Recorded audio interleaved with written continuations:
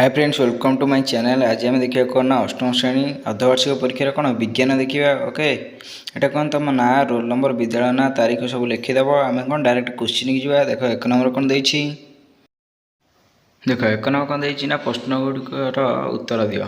कर कौन देना कंबाइन मेसीन कार्य कौन। आंसर कौन हम ना आंसर हम कंबाइन मेसीन द्वारा आजिकल उभय धान काटा और उड़ाइवा कार्य हो पारुछि।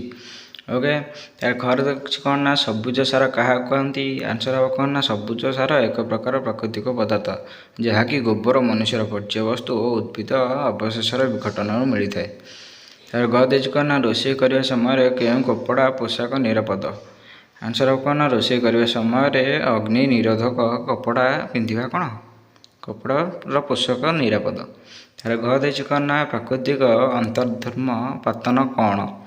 आंसर कौन ना अम्लजानर अनुपस्थित प्रकृति में संघटित होता जो कार्बनाइजेशन को प्राकृतिक अंतर्धर्म पतन कहुए। ओके, तापर वहाँ कौन देना ना उपधातुर गोटे उदाहरण दियो। आंसर हम कौन ना पोलोनियम आंटीमनी कौन जर्मानियम।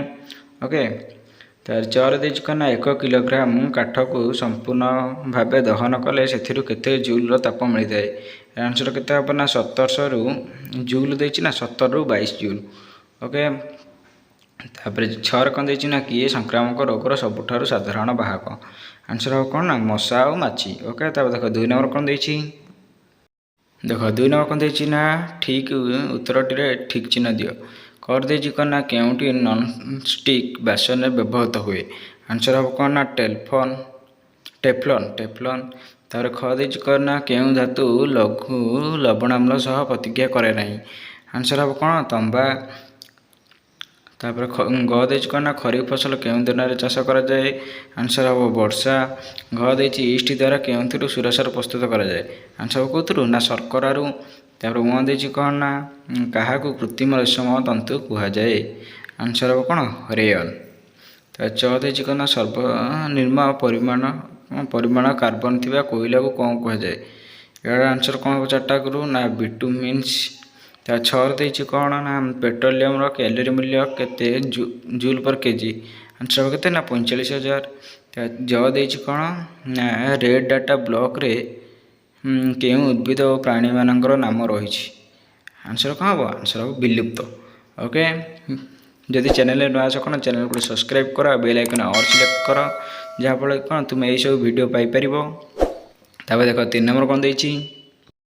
देख 3 नंबर कौन देछि ना उभय स्तंभ को लक्ष्य कर गार टाण मैंने कौन क स्तंभ देछि ख स्तंभ देछि तो कौन जोड़िक लिखियो। क स्तंभ देछि कौन ना भूताणु आधिपाणी इक्टोबासिलस जीवाणु। आ खर देछि कौन ना बसा दही तैयारी एडसर कारण मलेरिया ज्वर कारण जैविक राज्यर विवर्धन हईजार कारण। देख भूताणु कौन हम ना भूताणु हम एडिसर कारण। ओके, तापर आदि प्राणी कौटी जीव ना आदि प्राणी हम मलेरिया ज्वर कारण। तापर इक्टोबासिलस हम कौन बसा दही तैयारी। बीजाणु हम कौन ना बीजाणु हम हईजार कारण। ओके, तापर देख 4 नंबर कौन देछि। 4 नंबर कौन देछि ना संपर्क को लक्ष्य कर शून्यस्थान पूरण कर मैंने गोटे देछि ता संपर्क को देखिए आउ गोटे लिखिबो। ओके, कर देछि कौन ना कोदाल माटी हालुका करिवो। कल्टीवेटर कौन करिवो ना चाष जमी चाष करिवो। ओके, तापर खर देछि कौन ना पुनः चक्रण योग्य कौन होछि ना थर्मोप्लास्टिकस। आ पुनः चक्रण अयोग्य कौन ना थर्मोसेटिकस। तार ग देछि कौन ना फेरिक हाइड्रोक्साइड कौन 2Fe होल 3 मैग्नेशियम हाइड्रोक्साइड कौन हम ना MgOH होल 2। घ देछि कौन ना रोषे इंधन हो कौन LPG। आ जानवाहन इंधन हो कौन ना CNG। ओके, तब देख 5 नंबर कौन देछि ना कारण दर्शाओ। देख 5 नंबर कौन देछि ना कारण दर्शाओ। लुहार कलंकी लगे एक दहन किंबा कौन जंगल क्षय जो वृष्टिपात प्रभावित होता है। यहाँ जब कौन न आसो ना मेसेज कर तुमको टेलीग्राम तार आंसर देदेवी। कमेंट कले मुझे कौन टेलीग्राम तार आंसर देदेवी। टेलीग्राम लिंक मुझे कौन डिस्क्रिप्शन में देदेवी। जब जॉइन है ना जॉइन हो 6 नंबर देछि कौन ना पार्थक्य दर्शाओ छिंचा पद्धति और बुंदा पद्धति जलसेचन।